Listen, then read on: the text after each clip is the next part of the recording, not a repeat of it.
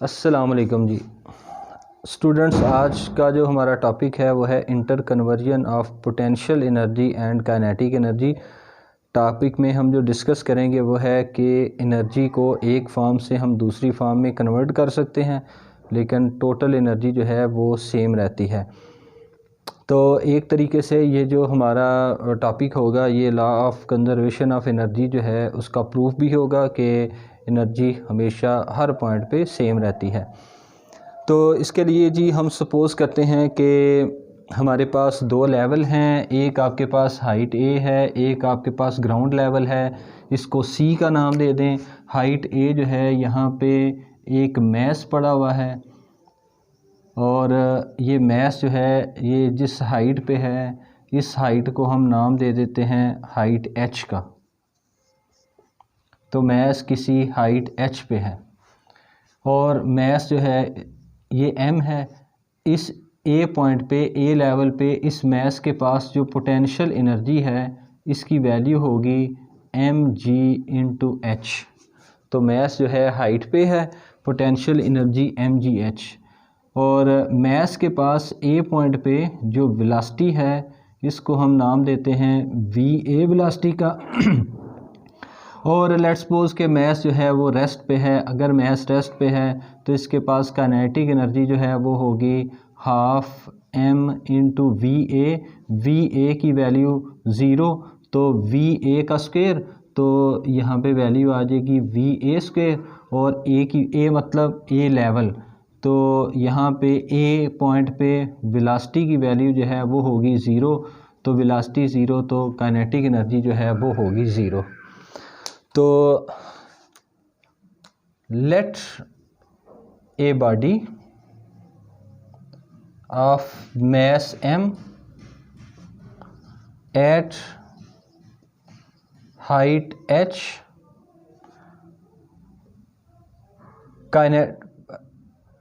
kinetic energy at point A equal to half m into va square। और ए point पे जो kinetic energy है, A point पे velocity zero, तो value आ जाएगी half M into we A square.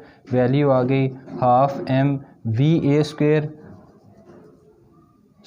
Zero का स्क्वायर ज़ीरो, तो zero multiply by something zero, तो काइनेटिक एनर्जी ए पॉइंट पे आ जाएगी ज़ीरो। और इस ए पॉइंट पे पोटेंशियल एनर्जी मेजर करनी है। Potential energy at point A अगर हम लिखें तो इसका जो आंसर आएगा वो है एम जी इंटू एच। ये आपके पास इक्वेशन नंबर 1, ये आपके पास इक्वेशन नंबर 2। तो दो पॉइंट पे हमने काइनेटिक एनर्जी और पोटेंशियल एनर्जी जो है ये बना ली।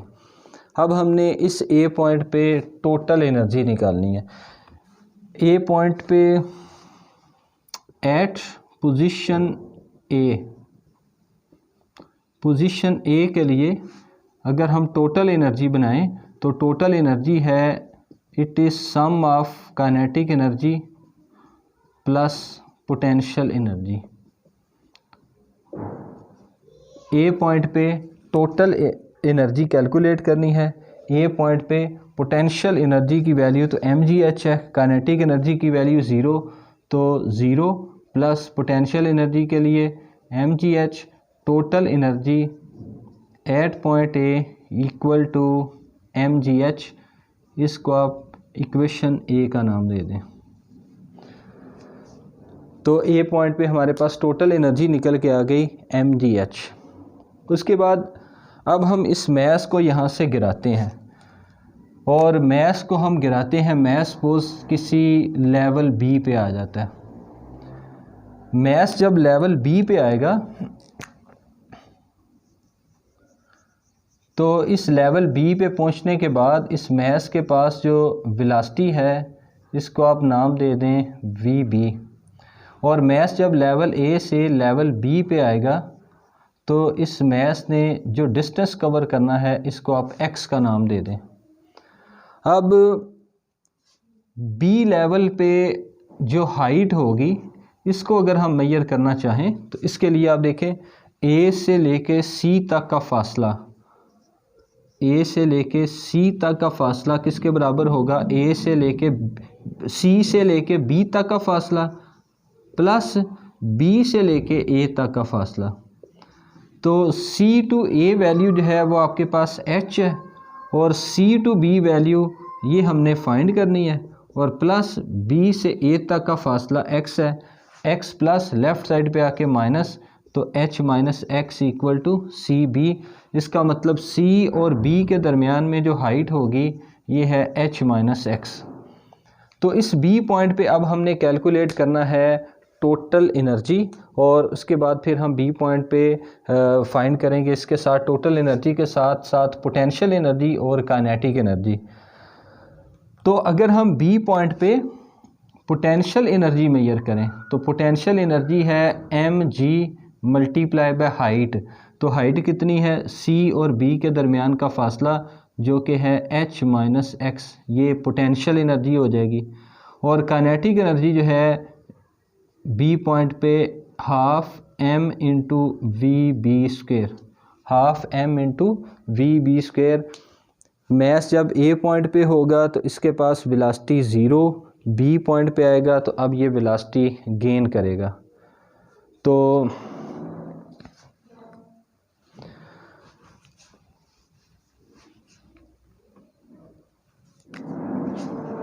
now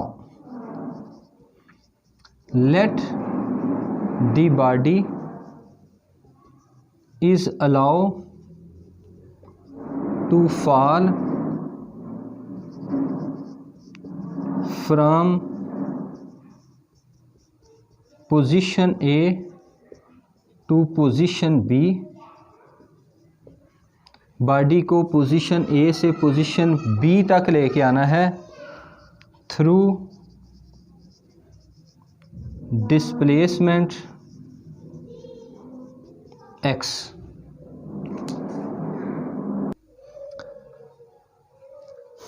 नाउ हाइट ऑफ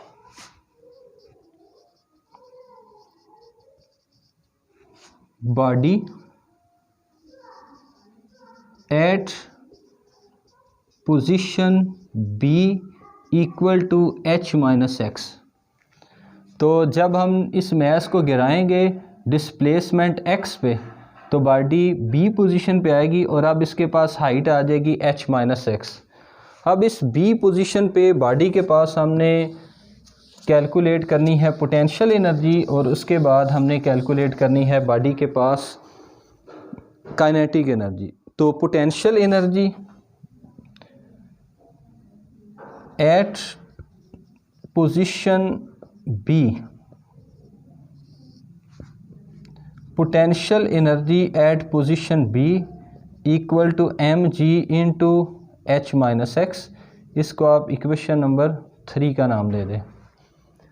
और उसके बाद इस बी पॉइंट पे काइनेटिक एनर्जी कितनी होगी, kinetic energy at position B equal to half M into v B square.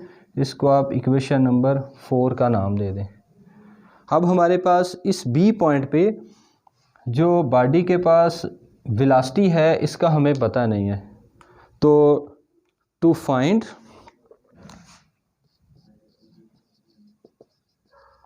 We B square, B point पे जो बॉडी के पास वेलोसिटी है इसको अब हमने कैलकुलेट करना है जी। बी पॉइंट पे वेलोसिटी कैलकुलेट करने के लिए ए और बी के दरमियान में जो डिस्टेंस कवर है वो है डिस्टेंस एक्स। तो ए और बी के दरमियान में वेलोसिटी भी है, मैस अप टू डाउन आ रहा है। तो using equation of motion, equation of motion आ जाएगी 2as equal to V F square minus V I square. तो मैस चूँकि अप टू डाउन आ रहा है तो ए जो है ये जी के बराबर हो जाएगा, एस एक्स के बराबर होगा क्योंकि बॉडी ने एक्स डिस्प्लेसमेंट कवर किया है। बॉडी के पास वेलोसिटी वी एफ जो है वो वी बी के बराबर है और इनिशियल वेलोसिटी वी आई जो है वो वी ए के बराबर है और वी ए जो है ना इसकी वैल्यू जो है वो है 0। तो अब अगर हम इस इक्वेशन ऑफ मोशन को यूज़ करें तो यहाँ से हम वी बी की वैल्यू कैलकुलेट करेंगे, इक्वेशन नंबर 4 में वैल्यू पुट करेंगे तो हमारे पास आंसर आ जाएगा। तो kinetic energy at point B,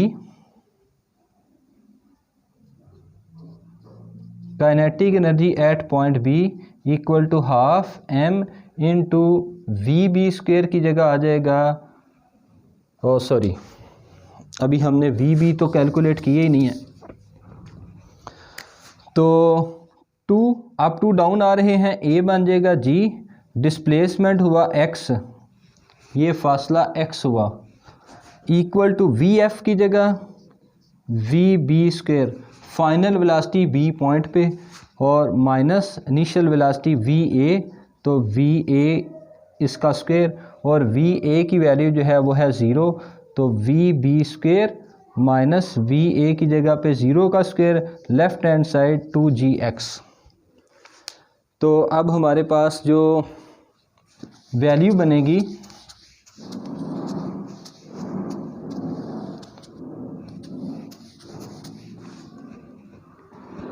यहाँ पे मैंने जो इक्वेशन ए लिखी थी ना, इस इक्वेशन नंबर ए को आप याद रखिएगा, इसको मैं लिख लेता हूँ, total energy at point A equal to mgh, इसको आपने याद रखना जी।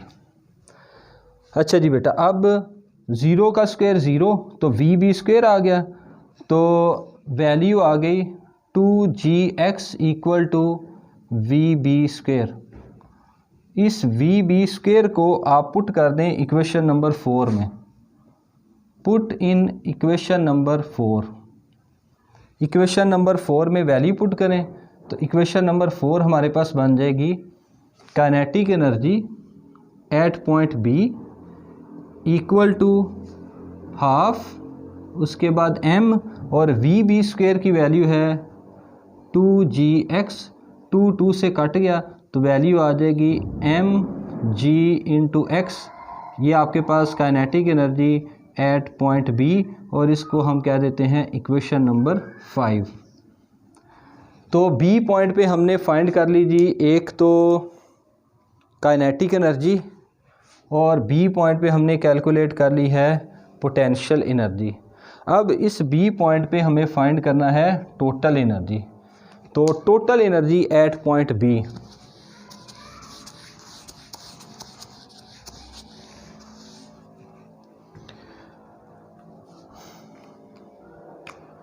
Total energy at point B equal to sum of kinetic energy plus potential energy at point B.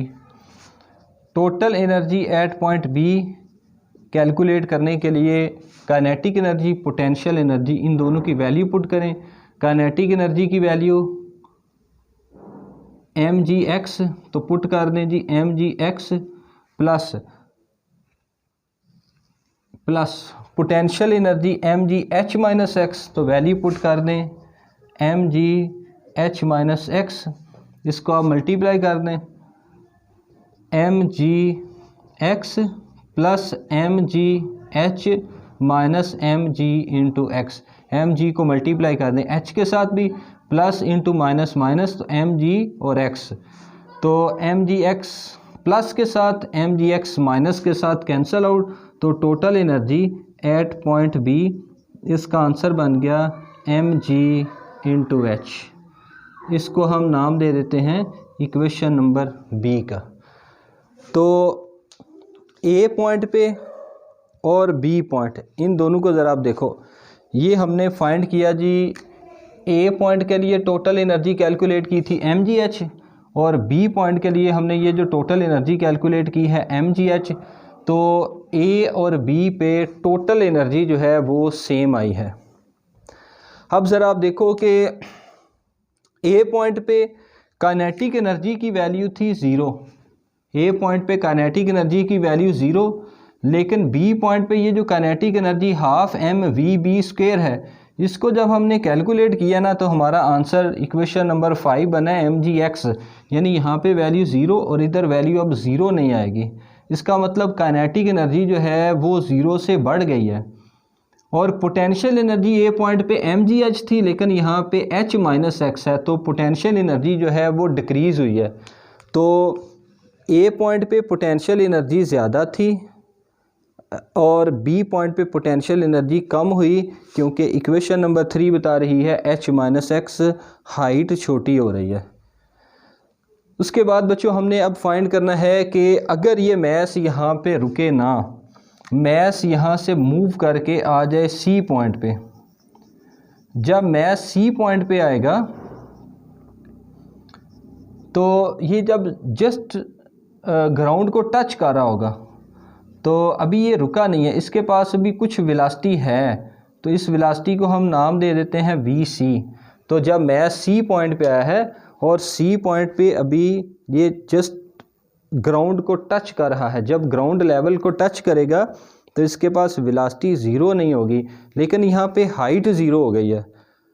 तो सी पॉइंट पे हाइट ज़ीरो हो गई, तो जब सी पॉइंट पे हाइट ज़ीरो है तो सी पॉइंट पे पोटेंशियल एनर्जी जो है वो बन जाएगी एम जी इंटू एच, और एच की वैल्यू ज़ीरो, तो आंसर आ जाएगा zero.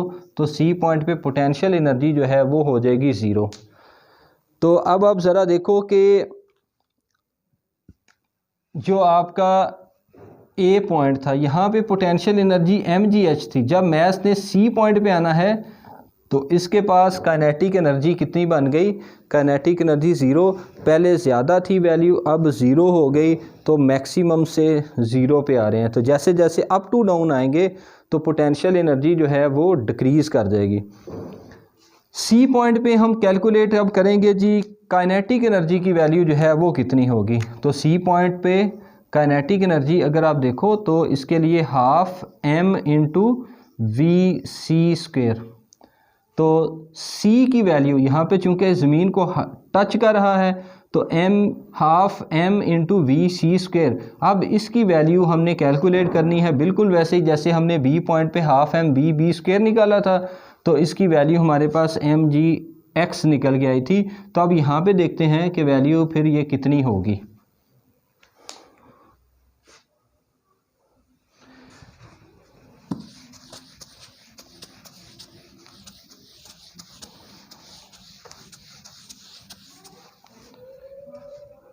Eight point C,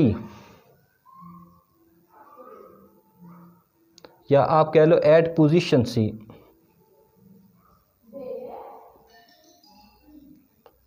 at position C when body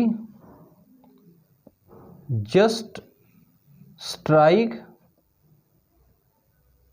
the ground, when body just strike the ground, जब ये मैस ग्राउंड के साथ स्ट्राइक करेगा, देन हाइट ऑफ बॉडी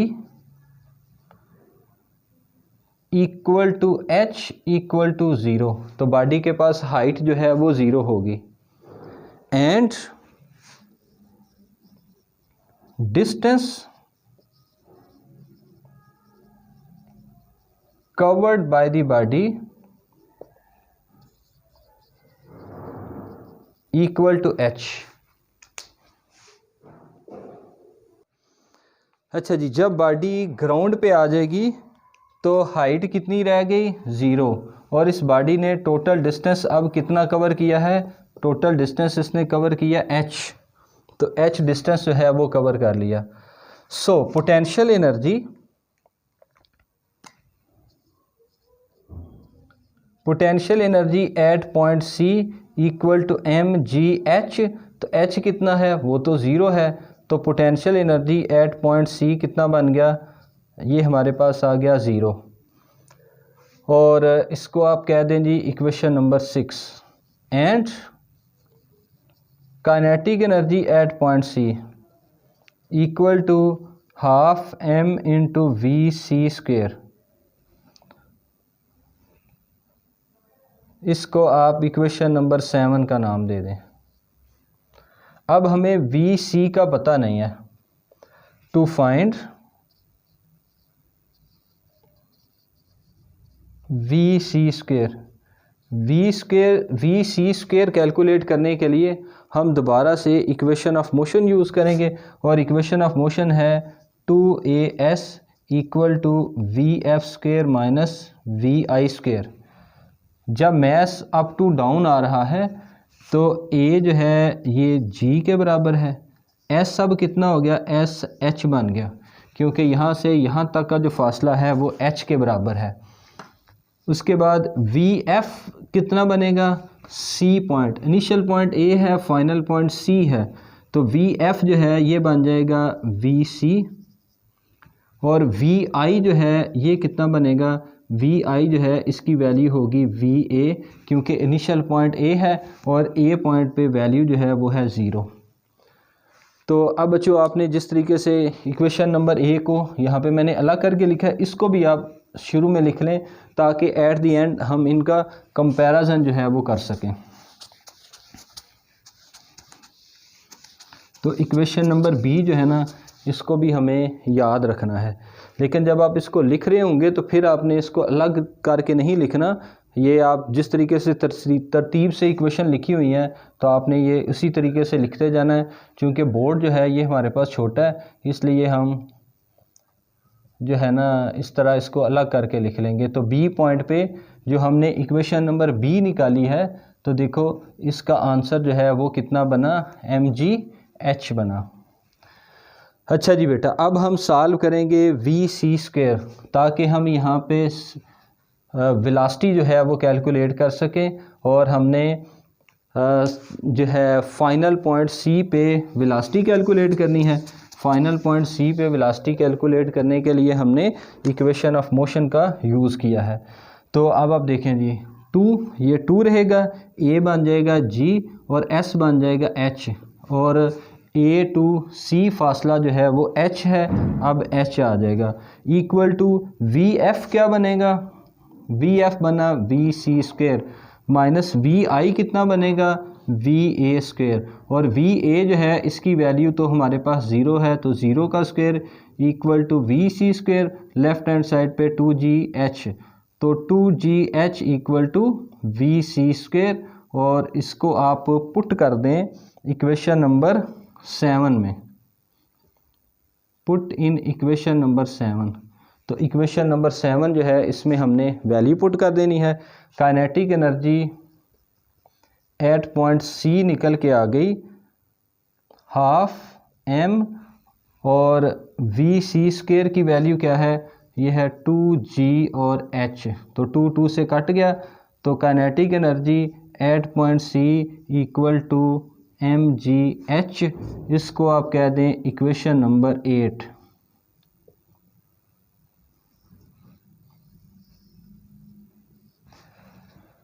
तो हाँ बेटा, हमने सी पॉइंट पे कैलकुलेट कर लिया है जी, सी पॉइंट पे पोटेंशियल एनर्जी कैलकुलेट की है, और सी पॉइंट पे पोटेंशियल एनर्जी इक्वेशन नंबर 6 और इक्वेशन नंबर 8 जो है इसने हमें बताया सी पॉइंट पे काइनेटिक एनर्जी।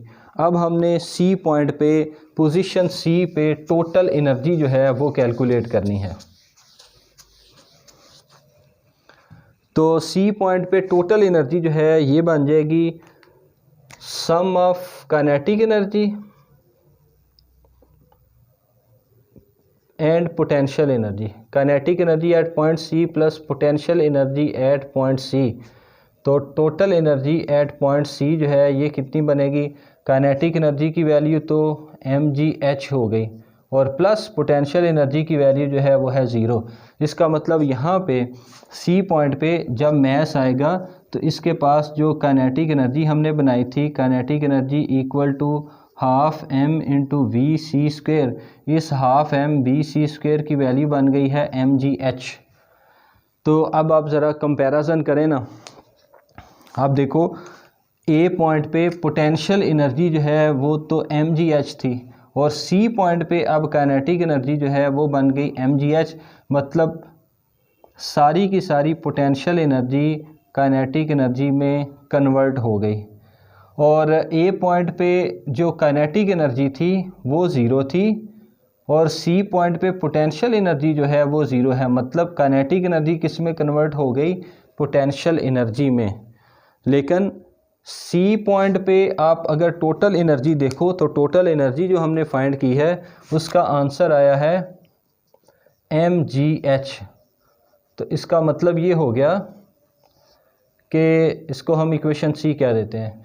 मतलब ये हो गया ए पॉइंट पे हमने काइनेटिक एनर्जी कितनी निकाली थी mgh, और फिर बी पॉइंट पे टोटल एनर्जी mgh, और अब सी पॉइंट पे टोटल एनर्जी कितनी हो गई mgh।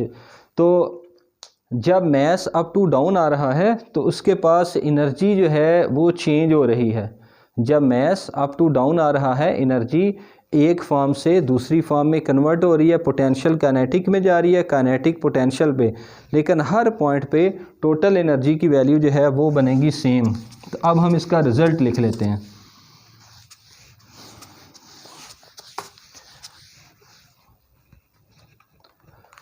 तो रिज़ल्ट क्या आएगा जी,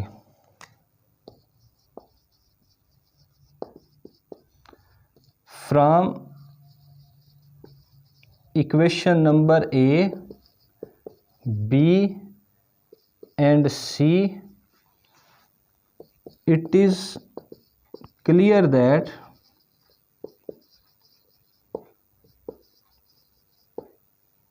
clear that total energy at every point remains constant। तो हर पॉइंट पे टोटल एनर्जी की वैल्यू हमेशा सेम रहेगी। अच्छा बच्चों, ये जो हमने सारे स्टेप किए हैं ये इसके लिए कंडीशन क्या थी कि इसमें फोर्स ऑफ फ्रिक्शन इन्वॉल्व नहीं है। तो in the absence of force of friction जो है ये हमने देखा कि हर पॉइंट पे टोटल एनर्जी की वैल्यू जो है वो हमेशा सेम रहेगी।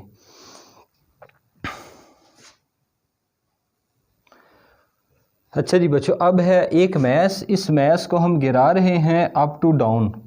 तो मैस जो है इसके पास इनिशियली जब ये किसी लेवल 1 पे है तो इसके पास हाइट h1 है फ्रॉम ग्राउंड, और जब मैस को हमने यहाँ से गिराया तो मैस जो है इसके पास हाइट जो है वो है h2। When a body false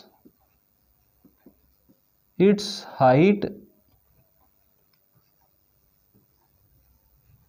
decreases and hence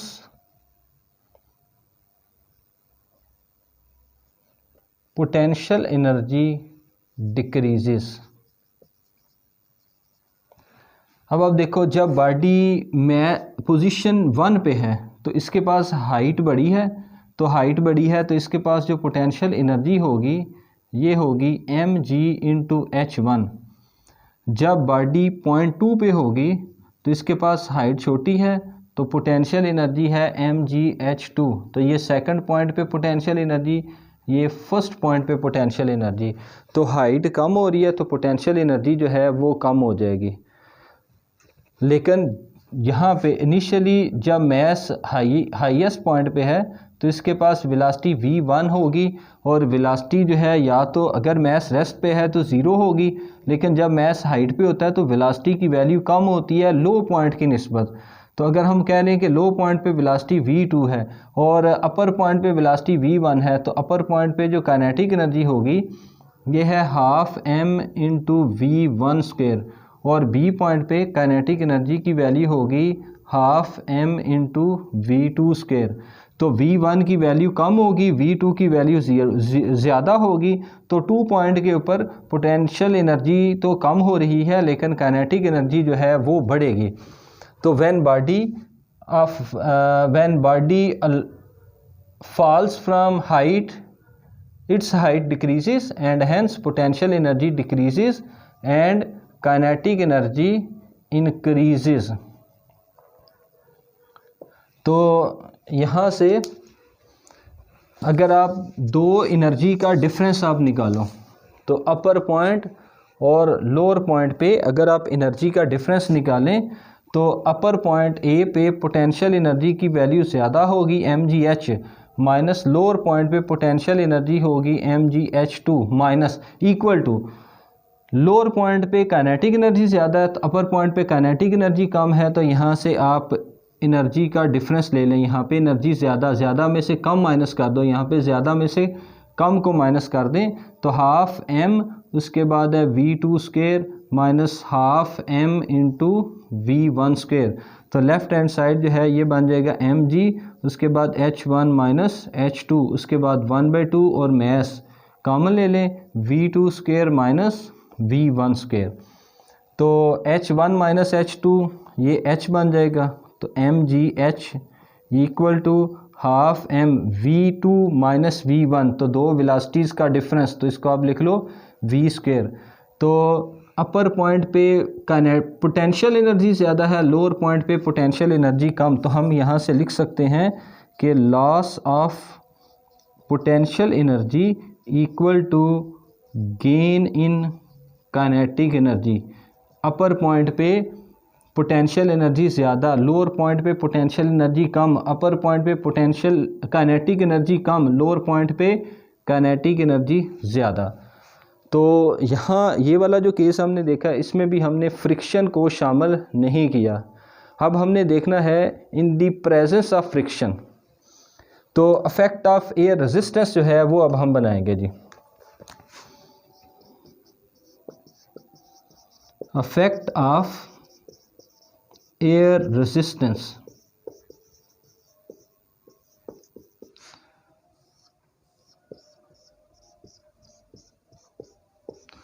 तो इसके लिए मैं सपोज कर लेता हूँ एक मैस अप टू डाउन आ रहा है किसी हाइट से, तो अगर आपके पास एक मैस अप टू डाउन आ रहा है किसी हाइट से और मैस ग्राउंड लेवल पे इसने आना है, जब मैस अप टू डाउन आएगा तो हाईएस्ट पॉइंट के पे इसके पास जो पोटेंशियल एनर्जी होगी वो mgh है।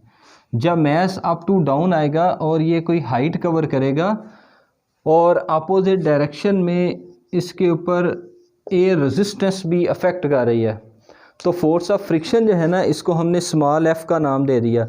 तो जब मैस अप टू डाउन आ रहा है, हाइट h है, air resistance down to up होगी, तो जब मैस अप टू डाउन आएगा तो इस केस में अगर हम वर्क डन कैलकुलेट करें तो वर्क डन है F डॉट डी, तो F d into cos theta, और d कितना होगा अप टू डाउन, और मैस अप टू डाउन आएगा mg की वजह से, वेट की वजह से F की जगह आ जाएगा mg, और अप टू डाउन जब आएगा तो d जो है वो h बन जाएगा क्योंकि इसने टोटल डिस्टेंस h कवर करना है।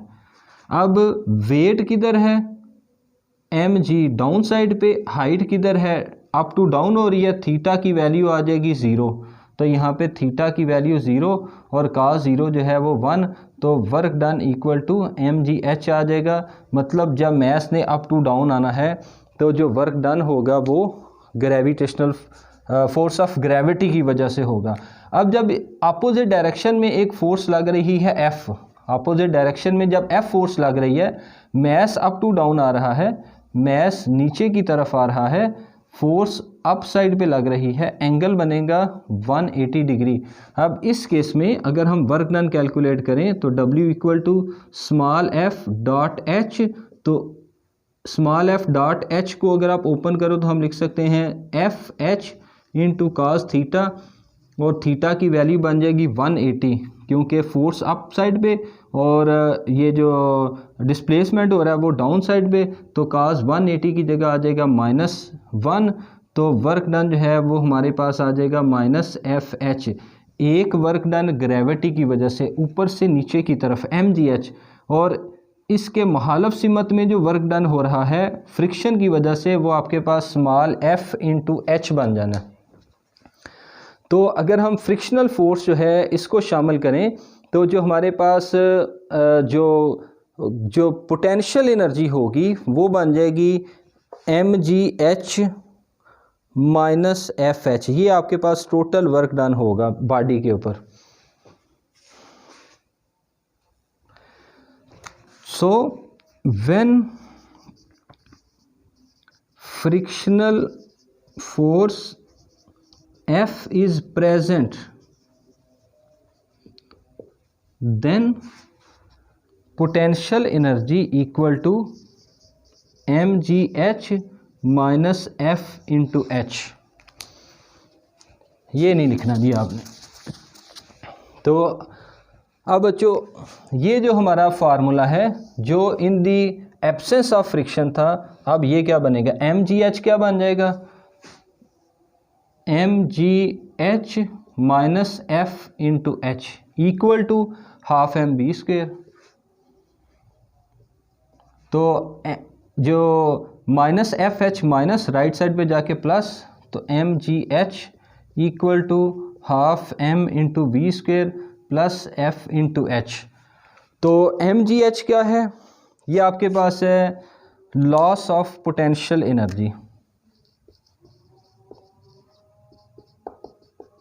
Equal to half M B square gain in kinetic energy plus तीसरी term F H work done against friction.